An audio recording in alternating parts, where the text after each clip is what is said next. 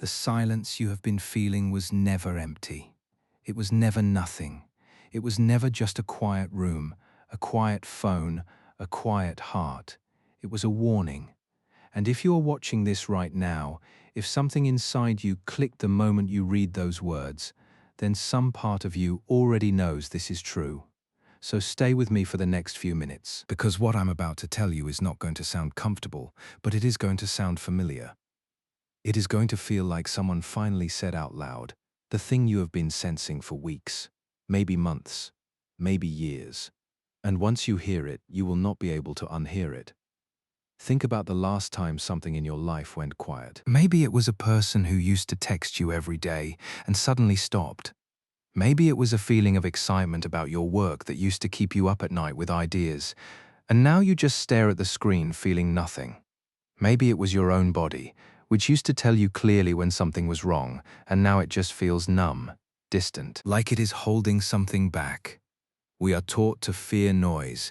We are taught to fear chaos, arguments, alarms, sirens, shouting. But nobody ever taught us to fear silence. Nobody ever taught us that silence can be the loudest warning of all. Here is the truth almost nobody wants to say clearly. Silence is not the opposite of danger. Silence is often the exact shape danger takes right before it arrives. Every hunter knows this. Every soldier knows this. Every person who has survived something terrible knows this. The forest does not scream before the predator strikes. It goes still. The birds stop singing. The wind seems to hold its breath. And most animals, most prey, they do not notice the stillness until it is too late, because they have been trained their whole lives to only react to noise. We are the same. We have been trained to only react when something is loud, obvious, undeniable. But the most important warnings in our lives rarely arrive as noise. They arrive as absence, as a gap where something used to be, as a silence that used to be full. I want you to think back, right now, to a moment when you felt a strange stillness before something changed. Maybe it was the week before a breakup, when the argument suddenly stopped and you told yourself things were finally calm, when really it was because one of you had already left in your heart. Maybe it was the month before you lost a job, when your manager stopped giving you feedback, stopped inviting you to meetings, and you told yourself it was just a busy season. Maybe it was the season before a friendship ended, when the messages slowed down, the laughter got shorter, and you told yourself people just get busy. We tell ourselves so many gentle lies to explain away silence, because silence is uncomfortable to face directly. Noise gives us something to fight. Silence gives us nothing to hold on to, and that nothing is terrifying. But here is where it gets even more unsettling. So stay with me, because this next part is the part most people never realize until it is far too late. The most dangerous silence is not the one happening around you, it is the one happening inside you. It is the silence of your own intuition being ignored for so long that it finally stops trying to speak. Every single person watching this has had a moment where a small voice inside told them something was wrong. Do not take that deal.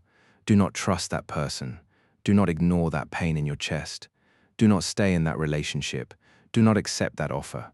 And many of us, more often than we would like to admit, silenced that voice. Because it was inconvenient.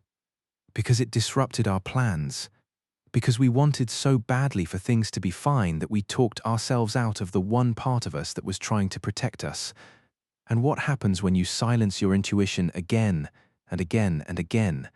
It does not keep shouting at you forever. It does not keep sending louder and louder signals hoping you will finally listen.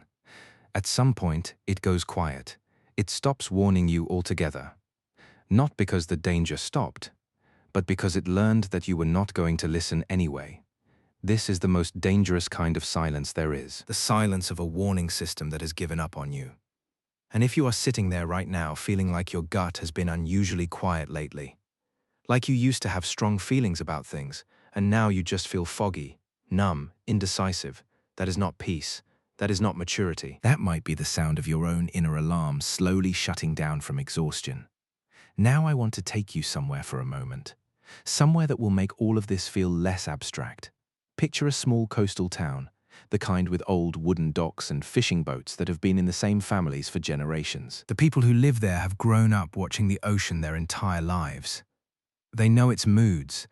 They know when the water looks angry and when it looks calm, and there is one thing every single person in that town has been taught since childhood, something passed down through generations of near misses and hard lessons. If the ocean suddenly pulls back, if the water disappears from the shore in a way that feels wrong, in a way that exposes sand that has not seen sunlight in years, you do not walk toward that empty beach to look at the strange fish flopping in the mud. You do not take pictures. You do not call your friends over to see something incredible. You run. Because that eerie, unnatural silence, that sudden absence of water is not calm. It is a warning that something massive is coming. This is not a metaphor I am inventing for effect. This is something that has been documented again and again in real accounts from coastal communities that survived devastating waves, precisely because someone in the crowd remembered the old warning and refused to stay still while everyone else stood frozen, mesmerized by the strange, sudden quiet of the shore. The people who survived were not the loudest, the strongest, or the most prepared with equipment. They were the ones who understood that silence is a language, and that language was trying to tell them something urgent.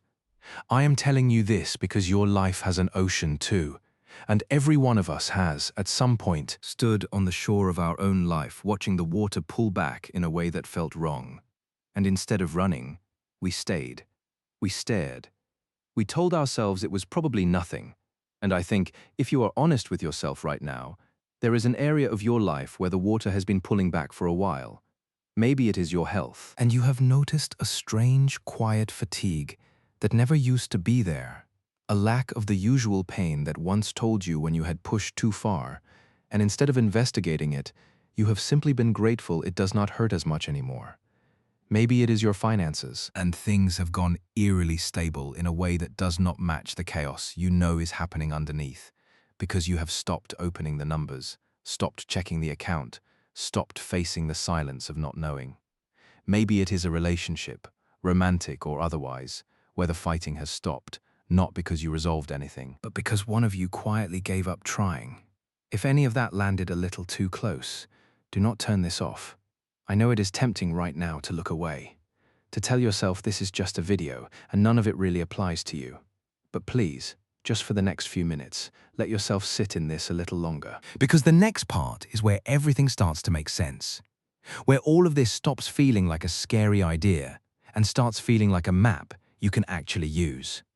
Let's talk about why silence feels so much safer than noise, even when it is actually more dangerous. From the moment we are children, we are taught that trouble sounds like something. A crying baby means hunger. A raised voice means anger. A siren means emergency. A ringing phone late at night means something urgent. Our entire nervous system has been wired, generation after generation, to associate danger with sound. This wiring kept our ancestors alive when the danger really was a growl in the dark or a scream from another cave. But we no longer live in that world. Today, most of the real threats to our well-being do not announce themselves. They creep in through absence, through a slow disappearance of things that used to be present, through the quiet erosion of habits, relationships, health, and self-respect. One missed day at a time, until one day you look up and realize the version of you from a year ago would not recognize the silence you are currently living in. And this is exactly why so many people are blindsided by the collapse of things that, looking back, were clearly falling apart for a long time.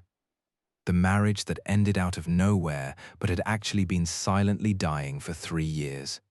The business that suddenly failed but had actually been hemorrhaging quietly for months, while everyone avoided looking at the real numbers. The health crisis that came out of nowhere but had actually been whispering warnings through fatigue, mood changes, and small symptoms that got explained away one at a time. Nothing collapses without warning. It only feels that way to people who are not listening to the quiet parts. Now, here is something that will genuinely change how you experience the rest of your life if you let it. Silence is not just a warning about danger, it is also, and this is the part people miss, an invitation. Every silence that appears in your life is asking you a question. It is asking, will you finally slow down enough to notice me? Will you finally stop filling every gap with noise, with scrolling, with distraction, long enough to hear what I'm actually trying to tell you? Because here is the uncomfortable truth about most of our lives today. We do not experience silence anymore. Not really. The moment a silence appears, Whether it is an awkward pause in conversation, a quiet evening alone, or a still moment before sleep, most of us immediately reach for a phone, a show, a scroll, anything to fill that gap before we have to actually sit inside it. And in doing that over and over thousands of times a day, we have trained ourselves to never actually hear the warnings that silence carries. Because we never let the silence last long enough to speak. Think about how rare true silence has become in your life. Not the absence of sound, but the absence of distraction. When was the last time you sat somewhere, without a phone in your hand, without music in your ears, without a screen in front of you, and simply let your own thoughts arrive, unfiltered, uninterrupted? For most people watching this right now, the honest answer is, it has been a very long time, maybe years, and in that gap, in that absence of stillness, something important has been trying to reach you and has not been able to get through because you never gave it the space. Stay with me, because this next part is where it gets personal, and I mean personal for you, not for me. I want you to think of one specific relationship in your life right now, someone close to you, and I want you to ask yourself honestly, has there been a subtle silence growing between you? Not a dramatic fight, not a clear ending, just a quiet reduction. Fewer real conversations, fewer moments where you actually looked at each other and talked about something that mattered instead of just existing in the same space while looking at separate screens. That silence, the one that grows so slowly you almost do not notice it, is one of the most common warnings in modern relationships. And it is also one of the most ignored because it does not feel urgent. There is no yelling, there is no crisis, there is just a slow, quiet drifting apart that feels, on any single day, completely normal, and yet, added up over months, becomes the entire distance between two people who used to know everything about each other. Now, think about your own inner world for a second. Has there been a silence growing between you and your own dreams? The goals you used to talk about constantly? The plans you used to get excited about? The version of your future that used to keep you motivated? When is the last time you actually thought about them with real hope instead of quiet resignation? For so many people, ambition does not die in a dramatic moment of failure. It dies in silence. One day you stop mentioning the dream out loud, then you stop thinking about it during the day. Then you stop feeling the small ache of wanting it.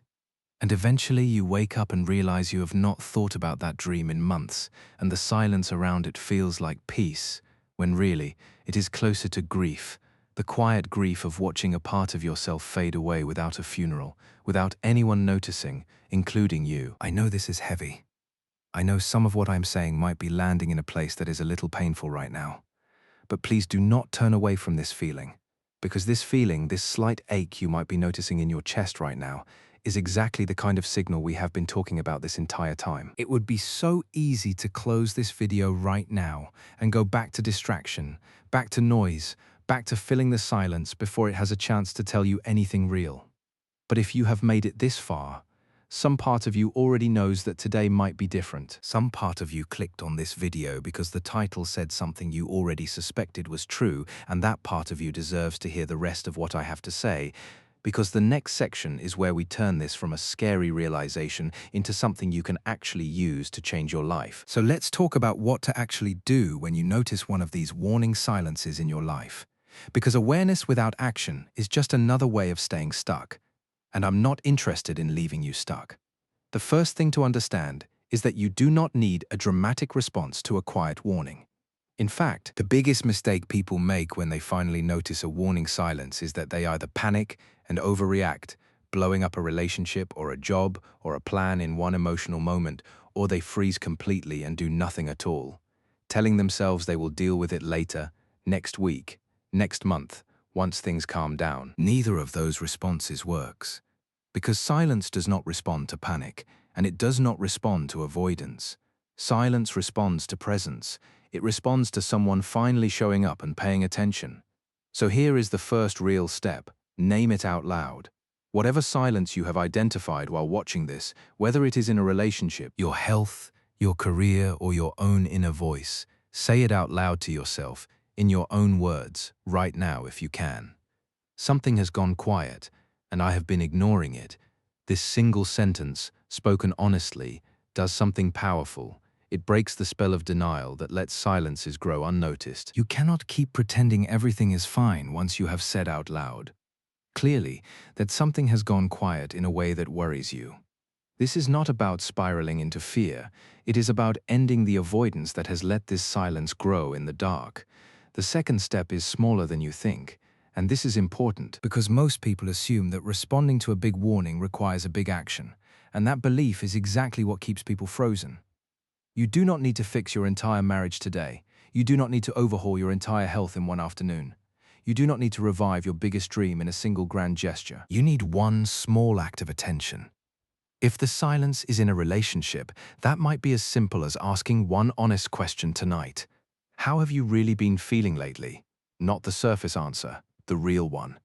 If the silence is in your health, that might be as simple as booking one appointment you have been avoiding, or simply writing down the symptoms you have been explaining away, so they exist somewhere outside your own denial. If the silence is in your ambition, that might be as simple as opening the file, the notebook, the draft you have not touched in months, and reading just one page of what you once believed you could become. The third step, and this is the one that determines whether any of this actually changes your life or just becomes something you thought about for a day and then forgot, is that you have to build a relationship with silence instead of running from it. This means on a regular basis, giving yourself moments without noise, without distraction, without the constant filling of every gap, so that your intuition, your body, and your relationships have a chance to actually reach you before things reach a crisis point. This does not require some elaborate ritual. It can be 5 minutes in the morning before you touch your phone. It can be a walk without headphones. It can be sitting in your car for 2 extra minutes before going inside your house, just breathing, just noticing how you actually feel instead of how you are performing feeling for everyone else. The point is not to meditate for hours. The point is to stop being someone who is terrified of silence and start being someone who treats silence as an old friend who occasionally has something urgent to tell you.